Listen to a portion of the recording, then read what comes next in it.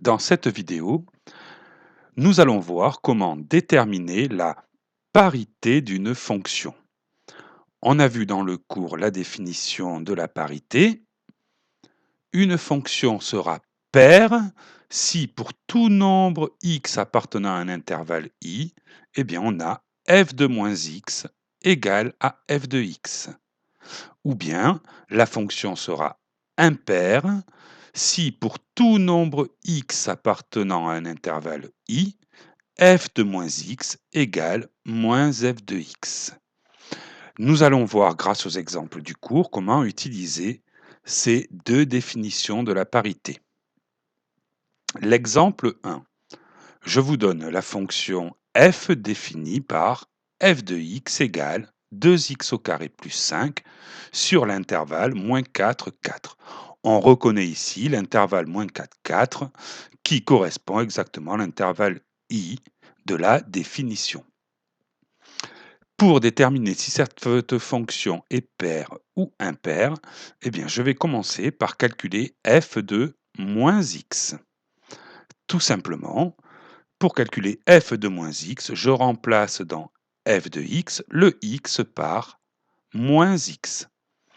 Ici, vous avez une légère difficulté à passer.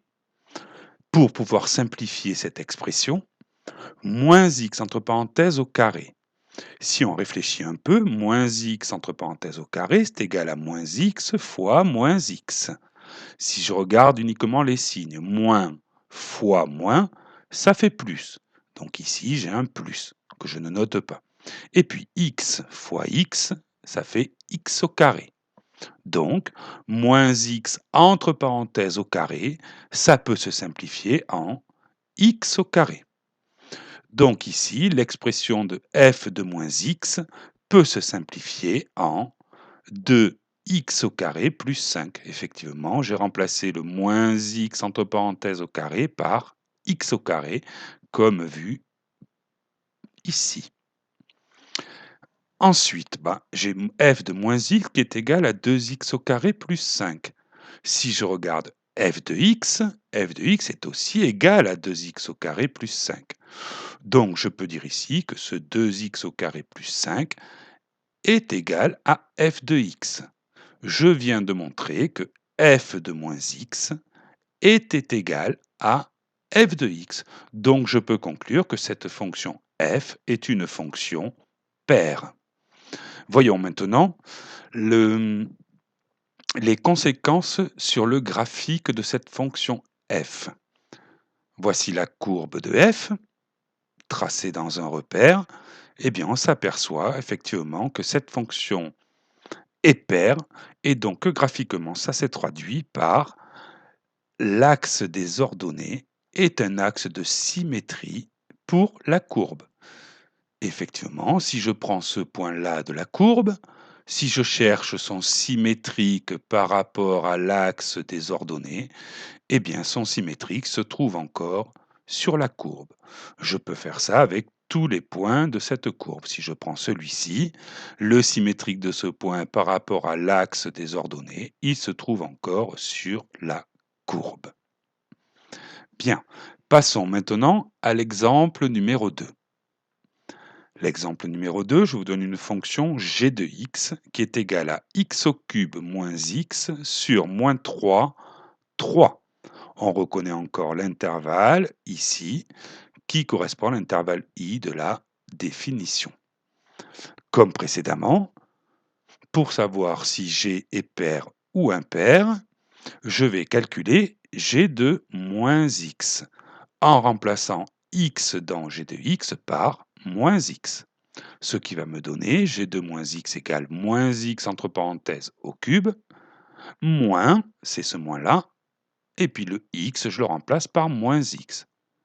Donc j'ai bien moins x. Ici, la petite difficulté pour la simplification, moins x entre parenthèses au cube, eh bien c'est comme si je devais faire moins x fois moins x fois moins x. Si je m'intéresse au signe, j'ai moins par moins, ça donne plus, et puis ce plus encore multiplié par un moins, j'ai bien au résultat final un moins. Et puis x fois x fois x, ça fait bien x au cube. Donc ce moins x entre parenthèses au cube, je vais pouvoir le remplacer par moins x au cube.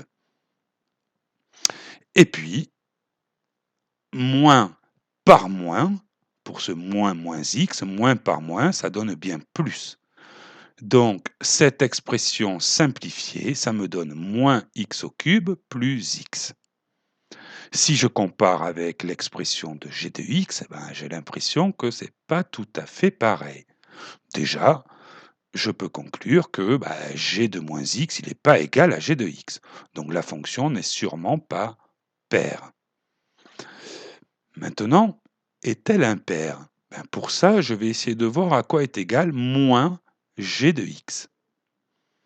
Moins g de x. Tout simplement, je mets un moins devant l'expression de g de x, ce qui va me donner moins, entre parenthèses, x au cube moins x, qui est bien l'expression de g de x. Et puis si je développe, c'est-à-dire si j'enlève les parenthèses, le moins va venir sur le x au cube, je vais bien obtenir moins x au cube, et puis moins par moins du moins x, ça va bien me donner plus x. Tiens, je m'aperçois que moins g de x est égal à moins x au cube plus x, que j'ai ici aussi dans l'expression de g de moins x. Je peux donc en conclure ici que cette expression, moins x au cube plus x, c'est bien égal à moins g de x. On le voit ici. Ici, je viens de montrer que g de moins x était égal à moins g de x. D'après la définition, je peux en conclure que g est bien une fonction impaire. Regardons maintenant les conséquences graphiquement. Voici la courbe tracée de la fonction g. Eh bien, on peut s'apercevoir effectivement que cette fonction g est symétrique par rapport à l'origine, le point O ici de croisement des axes.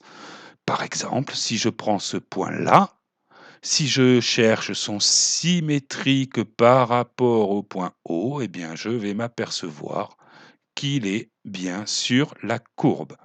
Si je prends un autre point, par exemple celui-ci, et que je cherche son symétrique par rapport à O, eh bien, je vais m'apercevoir qu'il se trouve ici et qu'il est bien sur la courbe. Donc, cette courbe représentant la fonction g a bien un centre de symétrie qui est l'origine du repère. Voilà, maintenant je vous laisse à regarder tout simplement l'exemple 3 qui est tout simple dans votre cours et puis passer aux exercices du livre donné dans le cours. Bon courage!